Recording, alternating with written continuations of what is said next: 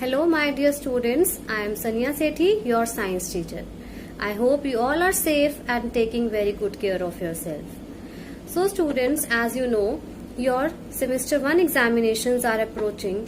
I hope you all have started studying and revising your chapters thoroughly.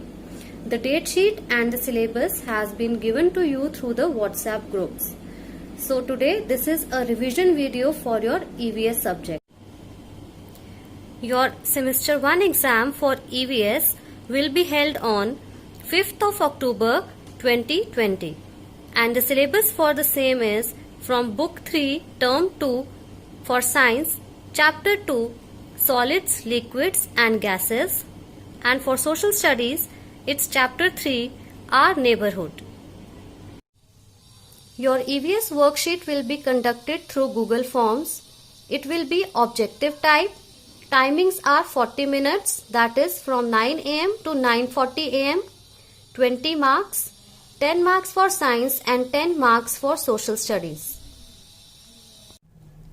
The link will be shared 5 minutes before the prescribed time in the WhatsApp groups.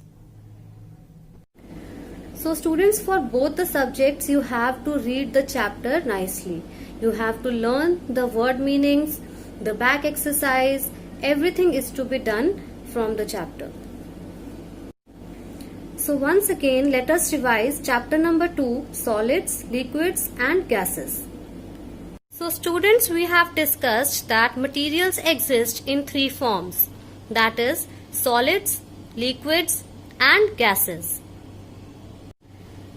Solids have a fixed shape. Solids do not flow. Example, stone, chair, etc. Here you can see a few examples of solids like computer, book, car, cup, carrot. These all are examples of solids. Then we have liquids. Liquids do not have a fixed shape. Liquids can flow. For example, water, milk, etc. Shampoo, orange juice, oil. These all are examples of liquids. Now let us talk about gases. Gases do not have a fixed shape. Gases flow and fill up empty spaces. Gases cannot be seen. For example, air, water vapor, etc. Water vapor is an example of gas. The air inside the balloons is also an example of gas. Students, we had discussed as to where do we use solids, liquid and gases. Yes, solids are used where we want the material to keep its shape, and liquids are used where we need the material to flow, and gases are used where we need the material to fill up space. Now let us discuss about water. Water also exists in 3 forms, that is ice, water and water vapor. The solid form of water is called ice, and in liquid form it is water, and the third form is water vapor. So students, we had discussed that water can change form through melting, freezing, evaporation or condensation. So all these 4 terms you need to understand very well. In the previous video I had discussed these terms with the help of experiments. So you can watch the videos again to understand them better. Melting means when the process by which a solid changes into liquid. It's called melting. For example, ice melts to form water. And the process by which a liquid changes to gas is called evaporation. Water evaporates to form water vapor. The process by which a liquid changes into solid on cooling is called freezing. Water freezes to form ice. The process by which a gas changes into liquid on cooling is called condensation. So students, I hope you have understood your chapter well. Now let us start with SST, chapter number 3, our neighborhood. Now students, can you imagine yourself living alone in isolation?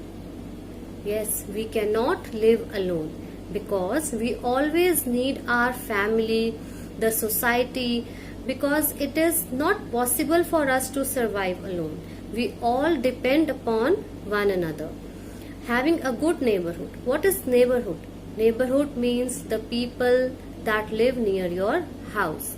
So if we are living in a good neighborhood, it is a very big blessing because at the time of need or in a case of any emergency, we can always approach our neighbors. So if your neighbors are good, friendly with you, it is a very big blessing. So let us start with this chapter. The people who live very close to our house are our neighbors.